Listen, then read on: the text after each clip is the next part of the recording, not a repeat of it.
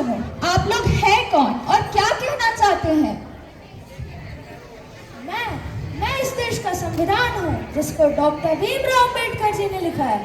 क्या आप जानते हैं हमारे देश के संविधान के बारे में? नहीं जानते ना? ये बड़े ही अफसोस की बात है। हमारे देश के संविधान को लागू हुए 76 वर्ष पूर्ण हो गए, परंतु अभी भी हमें इसके बारे में नहीं पता है। A constitution is the supreme law of the country that defines the structure of government and guarantees the rights of citizens.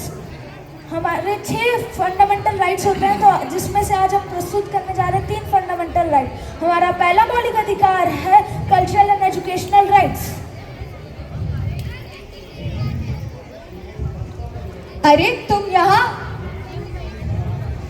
यहाँ इतने महंगे अमीरों के कॉलेज में क्या कर रही हो?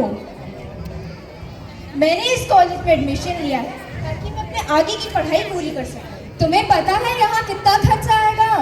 हाँ, तुम उस बात की चिंता मत करो। गवर्नमेंट से मुझे पूरी मदद मिली है। सरकार ने मुझे स्कॉलरशिप दी है। स्कॉलरशिप से अभी की पढ़ाई तो हो जाएगी, पर आगे कितना खर्च आएगा कुछ सोचा है?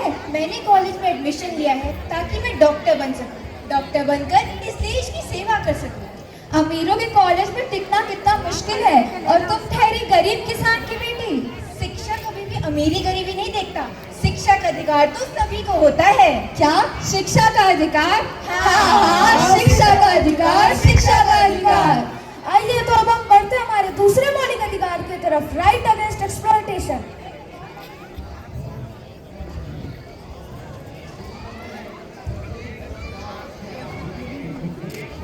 छोटे छोटे हाथों में क्यों बोझ का भार, खेल कूद का समय क्यों बना व्यापार।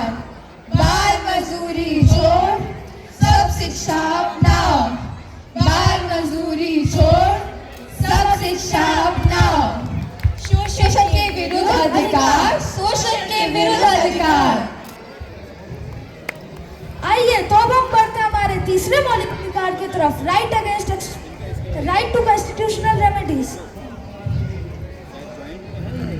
सर।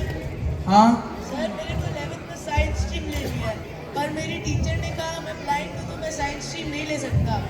हमारा एजुकेशन सिस्टम में ब्लाइंड पर्सन्स को साइंस स्ट्रीम लेना अलाउड नहीं है। सर, मेरे पास संवैधानिक उपचारों का अधिकार है, अब मैं उसका उपयोग करूँगा। संवैधानिक उपचारों का अधिकार? हाँ, संवैधानिक उपचारों का अधिकार, संवैधानिक उपचारों का अधिकार। श्रीनिवास मोला जी ने अपने संवैधानिक उपचारों का अधिकार का प्रयोग कर आंध्र प्रदेश हाई कोर्ट में संघर्ष किया, जिसके परिणाम स्वरूप सभी ब्लाइंड विद्यार्थियों के लिए साइंस स्ट्रीम लेने की अनुमति मिली।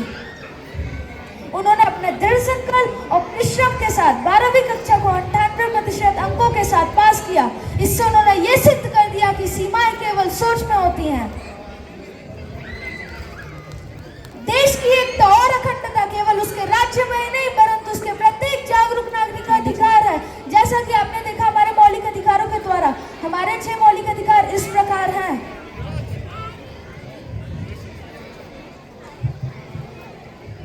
पहला, राइट टू इक्वालिटी।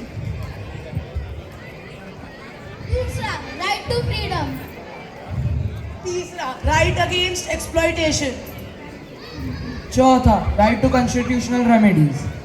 पांचवा, right to freedom of religion. छठवां, कल्चरल एंड एजुकेशनल राइट्स। हम हैं देश के जागरूक नागरिक। जय